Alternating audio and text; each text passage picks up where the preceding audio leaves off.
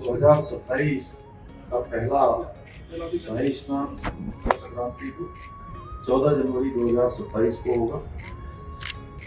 दूसरा अमृत स्नान और फिर मौनी अमावस्या 6 फरवरी, बसंत पंचमी 11 फरवरी, माघ पूर्णिमा 20 फरवरी और महाशिवरात्रि का अमृत स्नान 6 मार्च 2027 को और फागुन का अमावस्या अमृत स्नान 8 मार्च 2027 को, नया संवत्सर का नया साल 7 अप्रैल को, मेष संक्रांति अमृत स्नान 14 अप्रैल 2027 को, श्री रामनवमी का 15 अप्रैल 2027 को और चैत्र पूर्णिमा का 20 अप्रैल 2027 को।